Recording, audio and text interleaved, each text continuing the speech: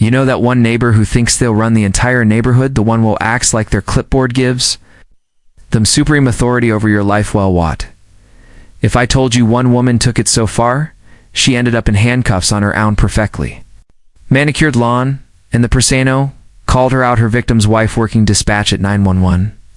We moved into our dream home about 3 months ago, a gorgeous place tucked at the edge of a high-end neighborhood.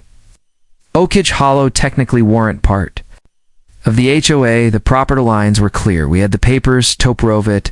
No, but someone forgot to tell Karen Wilcox, the self-appointed queen, oft homeowner Sasosha.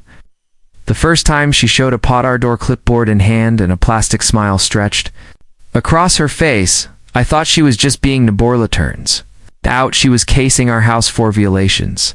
Your mailbox, she chirped docent. Meet community standards, you'll need to replace it within 7 days. He politely explained we weren't under HOA jurisdiction. Even offered to show hers paperwork, but Karen laughed it off.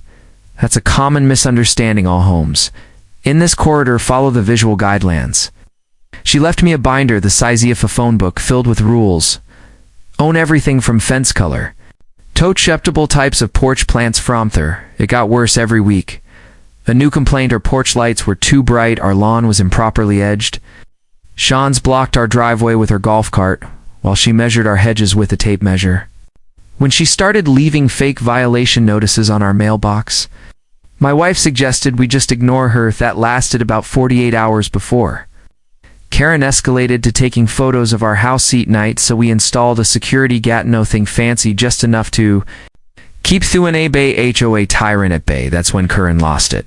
One morning she showed up at the gate, jamming the buzzer like she was trying to break it. I swear it through the intercom, you need to open this gate now. She demanded. There's been a complaint, I'm conducting an inspection. I calmly reminded her again that we weren't part of her HOA, told her to leave. She glared at the camera. He saw regret this and sped off in her golf cart. 20 minutes later, my phone buzzed. Motion alert at the gate. There she was on her phone, pointing wildly at her house. I turned up the audio just in time to hear her lying to 911. Yes, police. They're screaming coming from this house and they won't open the gate. I think someone's hurt. I was frozen. My wife Elaine works as a 911 dispatcher, but she couldn't take personal calls while on duty.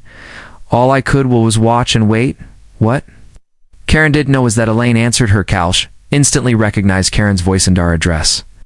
Protocol meant shickled it and dismiss it outright. But Chef flagged the call as suspicious and sent officers for a welfare check. Not an emergency. She made sure it was no that. Karen was a known harasser. 10 minutes later, a police cruiser rolled up. Karen met them like Anik Tress on opening night, pointing at our house, gesturing like she was auditioning a crime show. I met them at the gate with my ID officers. There's no emergency. This woman's been harassing us for months about HOA rules that don't even apply to our property. One officer touched his earpiece. His expression shifted. Sir, is your wife Elaine? Miller nodded. She's on dispatch right now, and filled us in on the history here, he said, turning to Karen. Ma'am, did you call 911 reporting a violent incident here? Karen doubled down. Yes, there's something going on in that house. The officer's face hardened.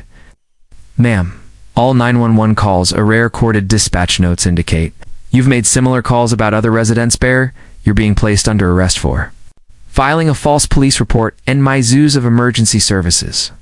The color drained from Karen's face. This is absurdium. The HOA president didn't matter. They cuffed her right there while half the neighborhood watched. One older gentleman walked up to me. Quietly, we've been waiting years for someone to stand up, Tora. He whispered. Turns out Karen's harassment extended way beyond us at an emergency HOA meeting the following week. She was unanimously voted out of her position.